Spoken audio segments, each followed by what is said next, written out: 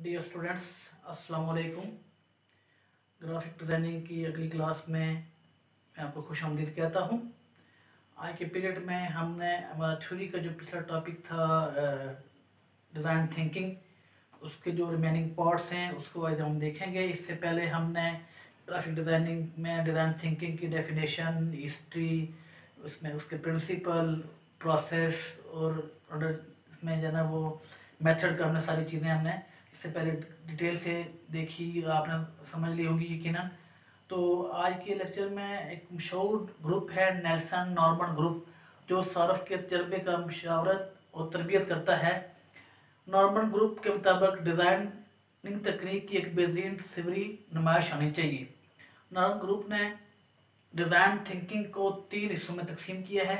सबसे पहले ये 3 हिस्से हैं: explore, understand, explore and materialise. Design का हर मरहला इन हिस्सों में से ही आता है। जिन मंसूबों पर आप काम कर रहे हैं इसके बारे में सोचना, एक मकसद डिज़ाइन या खाका तैयार करना और फिर अपनी डिज़ाइन साजी करने के बाद इब्तदाई तौर पर मसले को हल करने के लिए एक डिज़ाइन तैयार करना है। इस अमल को पूरा करने के लिए इस प्रोसेस को मज़ीद 6 हिस्सों में तकसीम किया गया है।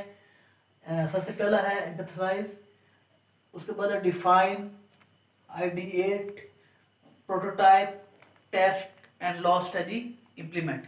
दूसरे मज़ामीन में थिंकिंग वालों ने अपने मसले को हल करने के अमल को बेहतर बनाने के लिए तसव्वुरात पर काबू पा लिया है। तो फिर ऐसा लगता है कि डिज़ाइनर कुछ बहुत ही उम्दा और हैरत अंगेज सोचने पर फायद है। इसलिए सबसे पहले आता है एम्फसाइज। एम्फसाइज में हर मसले का एक अनोखा सियाक़ो सबाक़ होता है जिसे लोगों ने बयान किया है। डिज़ाइन थिंकिंग में एम्फसाइज में कायद अक़दार और ज़रूरियात को समझना शामिल होता है, तो आपके सामीन को फौरी मौजू बना देता है।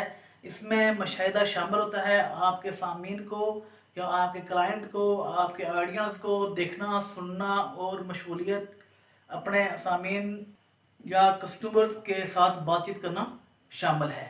इसके बाद नेक्स्ट जो स्टेज है डिफ़ाइन है। अब वक्त आ गया है कि आपने अपने सामीन से क्या सीखा है, सवालात, राबतों और नमूनों में मरतब करें। इस चैलेंज की वजाहत करें जिसका आप अपना सामना कर रहे हैं और हल की तरफ बढ़ें। आपकी जमा की हुई तमाम मालूमात में क्या कदर मुश्तिक है और आपके क्लाइंट्स या आपके सुनने वाले, आपके जनाब कस्टमर आपके बारे में, इस डिज़ाइन के बारे में क्या किया गया है और इन्हें क्या ज़रूरत है, क्या सोचा है आपने, इनकी क्या ज़रूरत है। डिज़ाइन थिंकिंग में इस अमल को नुक्ता नज़र या पॉइंट ऑफ व्यू का कायम करने के तौर पर बयान किया गया है। एक ऐसा बयान जो आपके कस्टमर्स के बारे में सीखता है और इसको पूरा करने और इसकी ज़रूरियात को वाज़ेह करने, आखिर में आप जिस हल के साथ आते हैं इसके बारे में इसको इस पॉइंट ऑफ व्यू से आगाह किया जाएगा। इसके बाद नेक्स्ट जो है जी आइडिएट थीसिस, जो आपकी जना वो जो इसका हिस्सा है।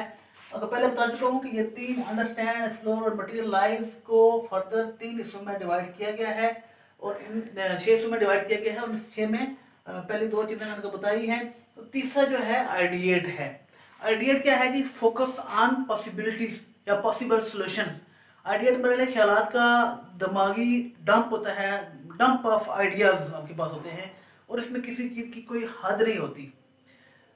नुकता ये नहीं है कि अच्छे आइडिया को बुरे से जदा करें या एक कामल हल तलाश करें, लेकिन जितने अमकानात आप कर सकते हैं इनको हल करें। इसके बाद नेक्स्ट जो आपकी टाइप है वो है prototype. Prototype the try out multiple solutions. आपके पास बहुत से आइडियाज़ हैं, जैसे मैंने पिछले आइडिएट के जना वो आइडिएट के मरहले में आपको बताया जी कि वहाँ पे आपके पास डंप ऑफ आइडियाज़ होते हैं और उन आइडियाज़ में से आपने जना वो आपको ये मुश्किल होती है कि जना वो कौन सा आइडिया जना उसको फोकस किया जाए। तो ये प्रोटोटाइप वाला जो मरहला है, इस मरहले में क्या करना है, मसाली तौर पर मसाली मरहला है। ये मसाली मरहले में एक से ज़्यादा हल पैदा करने चाहिए। प्रोटोटाइप हर मरहले में मकसद ये है कि बेहतरीन लोगों को इम्तहान में डालना। स्टैनफोर्ड स्कूल तजवीज़ करता है कि प्रोटोटाइप के बाद की दीवार या स्टोरी बोर्ड से किसी जिस्मानी डिजिटल आइटम या इंटरेक्टिव सरगर्मी में कुछ भी हो सकता है।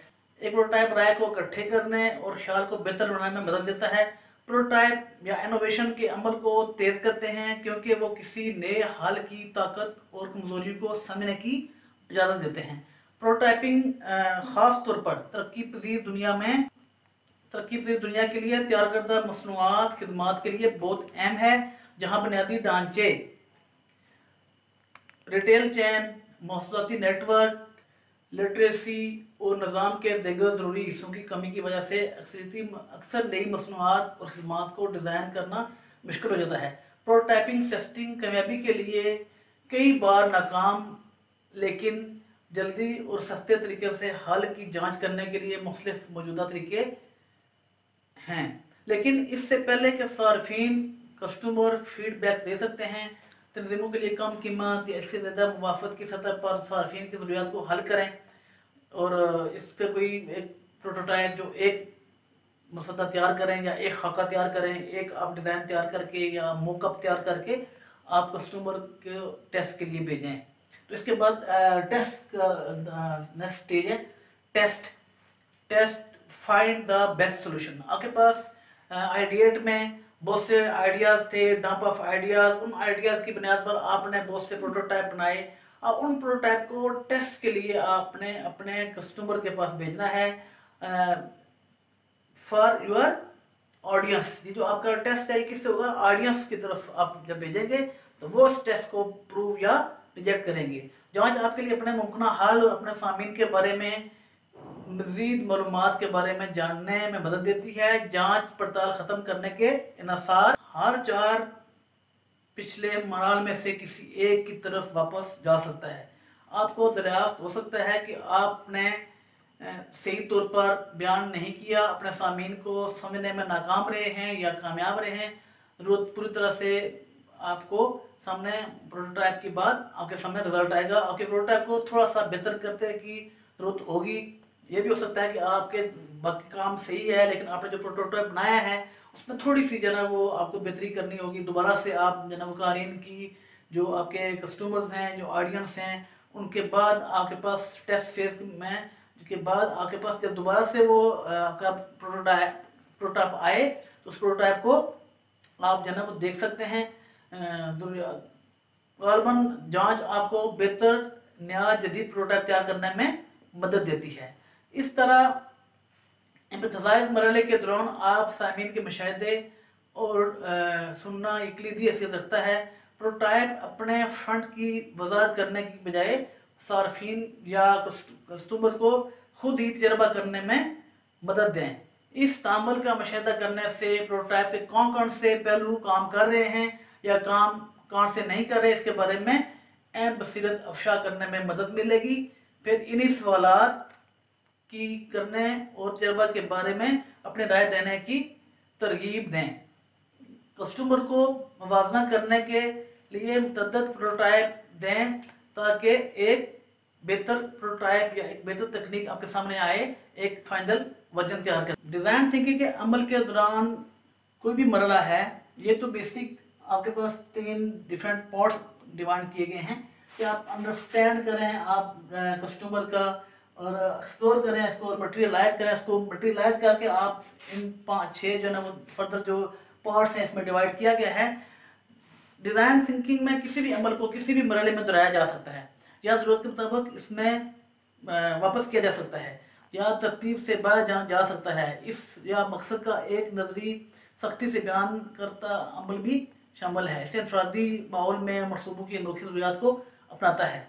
इसके बाद जब आप डिज़ाइन के किसी मरहले में इसकी तरतीब से हट के भी काम कर सकते हैं, इसका और इस किसी भी मरहले से बाहर निकल के आप डायरेक्ट भी यूज़ कर सकते हैं, लेकिन ये एक स्टैंडर्ड दिया गया है नॉर्मल ग्रुप ने जिसको यूज़ करके आप बेहतर डिज़ाइन तख्लीक कर सकते हैं।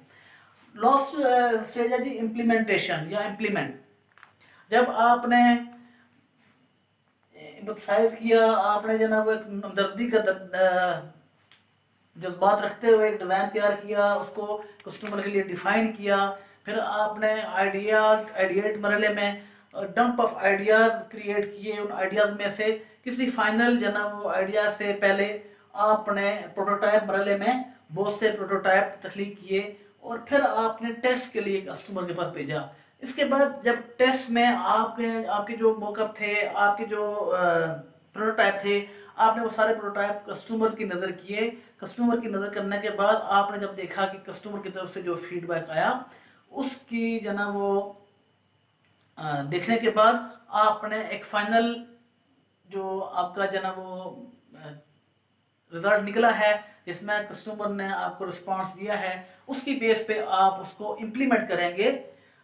सोचने के आखिरी मरला है, आखिरी वाला इसका अमल दरामद करने का है, इसको इम्प्लीमेंट करने का है। जब नज़रिए के दौरान पैदा आने वाली बेहतरीन ख्यालात को ठोस चीज़ में तब्दील कर दिया जाता है, जो आपकी प्रोटोटाइप है या असल आपकी जो रिज़ल्ट है उसमें तब्दील करना हो, इसमें जांच करना है और ये सबसे फाइनल आपकी स्टेज है। इसमें आप जो ना वो इम्प्लीमेंट करते हैं। इम्प्लीमेंट करने के बाद इसका जो मॉडल है, डिज़ाइन थिंकिंग मॉडल अप्लाई करना है। उस मॉडल को इम्प्लीमेंट करना है आपने। इन सारी स्टेज से गुजरने के बाद डिज़ाइन थिंकिंग मॉडल, आपने कस्टमर को किस चीज़ की ज़रूरत है, चाहे वो है इससे मनसूबे के हदफ रखने वाले कस्टमर को जानने के लिए इनका मैप बनाएं और बाहर निकलें और रियल कस्टमर से डिस्कस करें। याद रखें कि design thinking is a point of view, कि आप जो ना वो एक देते हैं, जब आप डिज़ाइन थिंकिंग का मॉडल आप पेश करते हैं तो वो इसको एक पॉइंट ऑफ व्यू के तौर पर लेता है कि ये आपने जो पॉइंट ऑफ व्यू दिया है कि ये इस तरह से डिज़ाइन आना चाहिए, इस तरह से डिज़ाइन आना चाहिए, उस डिज़ाइन में से कस्टमर ने फाइनल करना है। उसके बाद एक्सप्लोर करें आप। This is the time to get creative, toss out every valid idea to the open, write format and sketch out करें, तैयार करें जो अमल को बेहतर अंदाज में देखने में आपकी हेल्प करें। इस नज़रिए को टीम के साथ शेयर करें और देखें अदर पीपल इसके बारे में क्या रिप्लाई करते हैं। इसके बाद है मटेरियलाइज। अब जाएं इस बिल्ड करें और जब आप फ्री हो जाएं तो दोबारा इन कस्टमर तक ले जाएं जिससे आपने स्टार्ट में बात की थी। इनका आइडिया क्या है, क्या वर्क वो करते हैं या क्या इनके प्रॉब्लम सॉल्व कर सकते हैं। जो आपने पहले जो अपने कस्टमर्स के पास मौका भेजा है, उस मौका को देखने के बाद क्या कस्टमर ने इस नए आइडिया में उससे बेहतर पाया है या नहीं है, इसको रिपीट करें। ऐसा कुछ नहीं कि स्टेप पर वापस जाना है, आपको दोबारा से जो ना वो रिपीट करना पड़े। जो अमल आप पहले दोहरा चुके हैं डजंट मैटर, आप दोबारा से इसको रिपीट करें और फिर इसको रिपीट करने के बाद आप दोबारा से इम्प्लीमेंट करने के लिए कस्टमर के पास ले जाएं। Don't be discourage, it is okay to fail from time to time.